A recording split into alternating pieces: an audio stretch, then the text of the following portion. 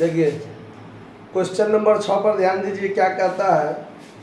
कटिहार के श्री A.K. बनर्जी का एक शाखा बिलासपुर में है, ठीक है। माल शाखा को लागत मूल्य पर प्रदान किया जाता है।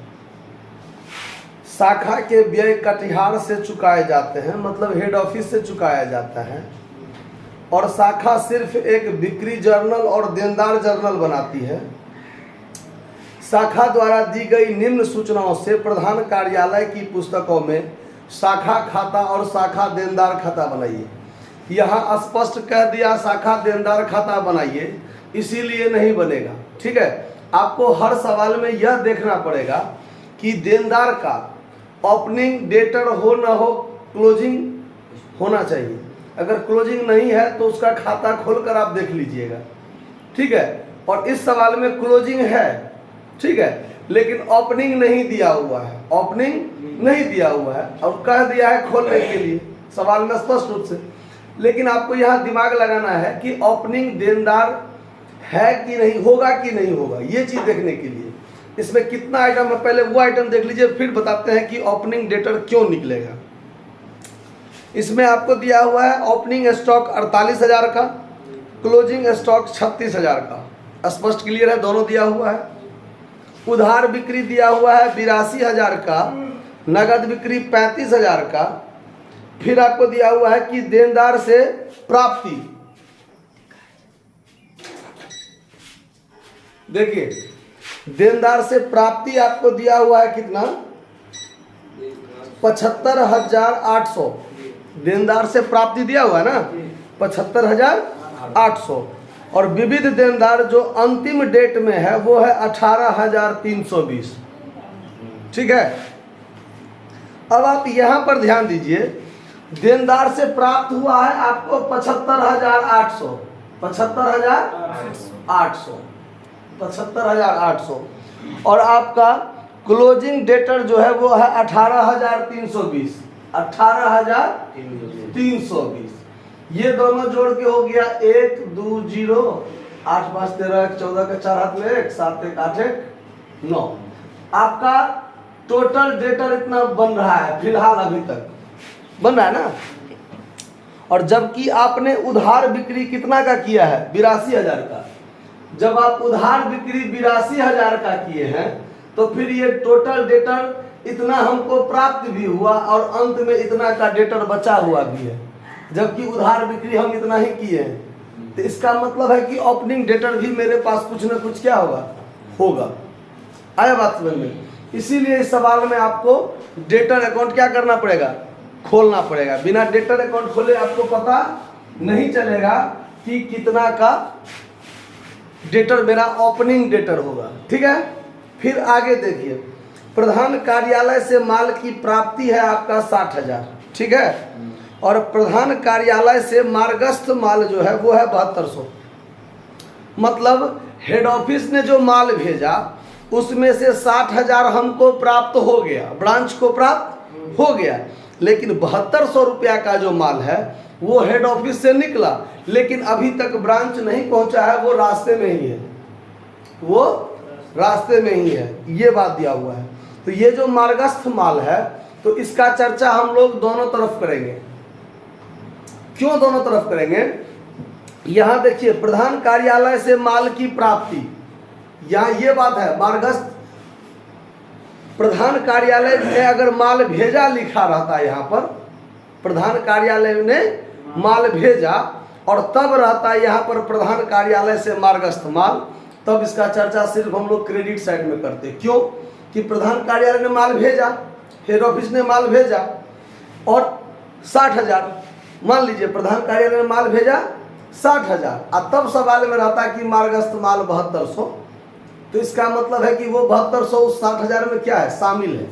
लेकिन यहाँ क्या है कि हेड ऑफिस से माल की प्राप्ति, यानी हमको प्राप्ति हो गया और फिर है 7200 का माल मार्गस्थ में है, रास्ते में है।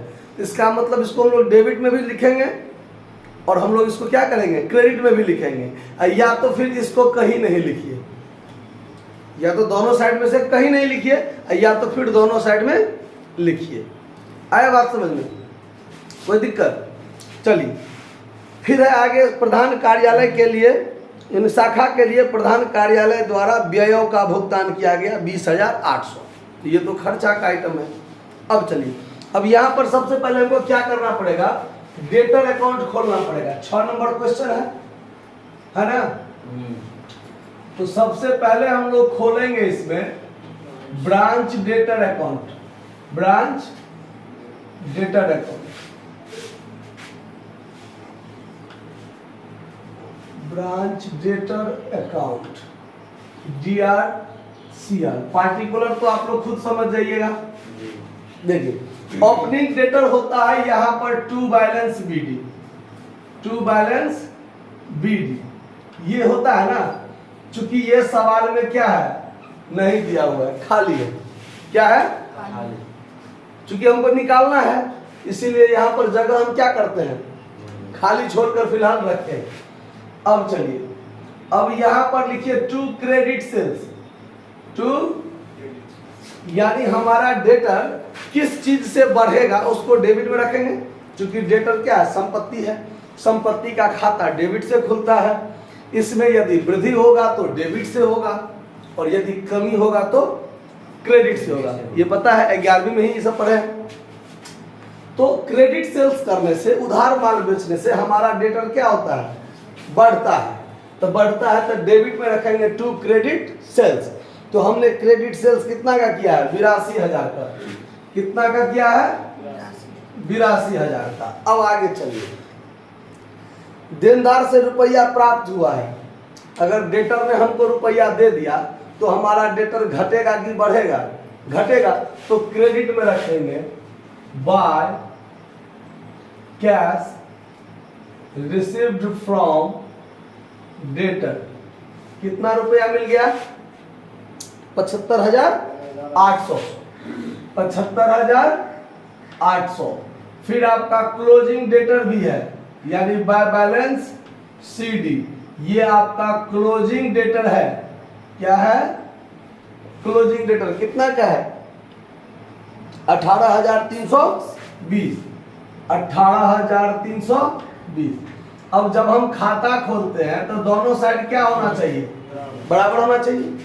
अब इस साइड अगर हम जोड़ लें तो 8 3 11, 120, 1 8 5 13, 1 14 का 4 हाथ में 1, 7 1 8 1 9। तो इधर भी 94,120 होना चाहिए, होना चाहिए, होना चाहिए। जबकि इधर उधार हम इतना ही बेचे हैं, इसमें इतना प्राप्ति भी हो गया, इतना अंत में बचा हुआ भी है। इसका मतलब है कि हमारे पास कुछ न कुछ ओपनिंग डेटर पहले से होगा। तो यहाँ पर लिख लीजिए ओपनिंग डेटर, ओपनिंग डेटर, और यहाँ लिख दीजिए बैलेंसिंग फिगर। कितना, 12,120, 12,120। ये आपका ओपनिंग डेटर इतना का होगा। और आप इतना का उधारी बेचे हैं, उसके बाद इतना दे दिया, फिर भी इतना क्या है, बचा हुआ है, क्लोजिंग डेटर के रूप। आया बात समझ में। अब हम लोग बनाएंगे क्या, तो ब्रांच अकाउंट। तो कौन सा ब्रांच है, बिलासपुर ब्रांच। यहां लिखिए Bilaspur branch account, Bilaspur branch account.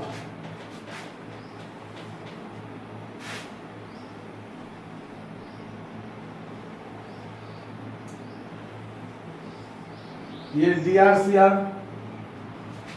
अब देखिए, अब हम लोग क्या लिखेंगे, तो डेबिट साइड में यहां पर सबसे पहले क्या लिखते हैं, टू ओपनिंग स्टॉक। तो ओपनिंग स्टॉक कितना है सवाल में, 48,000 लिख लीजिए। To opening debtor, opening debtor यहाँ लिखाएगा ना, इसीलिए ये चीज की गणना की गई है 12,120। उसके बाद प्रधान कार्यालय से माल की प्राप्ति, यहाँ पर to goods supplied from head office, ये लिखते हैं ना। तो ये जो लिखिएगा हेड ऑफिस, तो यहाँ लिखिएगा 60,000 और प्लस 7200 जो मार्ग में है, तो टोटल 67,200 लिख लीजिए। हेड ऑफिस से माल निकल गया है और माल अभी तक रास्ते में है। हम यहाँ क्या लिखे, हम ये जो बनाते हैं in the books of head office, हम हेड ऑफिस के पुस्तक में बनाते हैं। तो हेड ऑफिस ब्रांच खाता में नहीं लिखेंगे, हेड ऑफिस तो अपना लिखेगा ना कि मैंने ब्रांच को माल क्या किया, भेजा, लेकिन माल अभी तक रास्ते में है। तो वो ब्रांच में क्या लिखा, यहाँ goods received from head office लिखते तो 60,000 लिखते, लेकिन हमने यहाँ क्या लिखा है, to goods supplied from head office.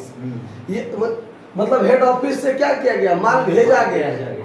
ठीक है, तो यहाँ पर 60,000 प्लस 7200 जो मार्क में है वो भी इसमें जोड़ दिया गया है।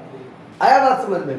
तो 67,200 और इस चीज को यहाँ लिख दीजिए, बाय गुड्स इन ट्रांजिट कितना 7200। ये इधर भी रख के क्या हो गया, समाप्त हो गया।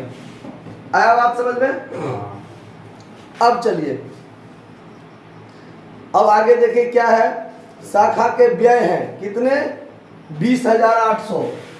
तो यहां पर लिखेंगे टू कैश अकाउंट एक्सपेंस 20,800। उसके बाद अब यहां पर क्या लिखाता है, क्रेडिट साइड में बाय कैश अकाउंट रेमिटेंसेस, ठीक है, जिसमें आपका कैश सेल्स होगा कितना का, नगद बिक्री कितना का किया है, नहीं 35,000 का है नगद बिक्री, नगद बिक्री 35,000 का। और एक वो है cash received from debtor, debtor से कितना प्राप्त किया है 75,800। तो ये मिला के हो गया 1,10,800, 1,10,800। उसके बाद देखिए, उसके बाद आपका क्लोजिंग स्टॉक लिखाएगा यहाँ पर, बाय क्लोजिंग स्टॉक कितना का है, क्लोजिंग स्टॉक 36,000 का क्लोजिंग स्टॉक। और क्लोजिंग डेटर कितना का है, क्लोजिंग डेटर्स पर ध्यान दीजिए कितना का है 18,320, 18,320। टोटल आइटम का काम हो गया। इसमें कहीं कोई दिक्कत है इसको समझने में? अब इसको टोटल कर लीजिए, ये टोटल कितना हो जाता है देखिए 1,320, 1,320 हासिल एक हो गया, 8 6 14, 14 7 21, 1 22 के 2 हाथ में 2, 3 1 4, 4 1 5, 5 2 7 और 1 का 1, 1,72,320। मोबाइल से घटाइए ना, ऐसे में घटाने में टाइम लगता है। यहाँ to general PL account profit, यहाँ पर प्रॉफिट कितना बचेगा वो देख लीजिए, घटा के घटाइए 24,200। ये आपका प्रॉफिट हुआ है आंसर 24,200 हो गया। आपका सवाल बनकर तैयार, 6 नंबर क्लियर। धन्यवाद, नोट कर लीजिए।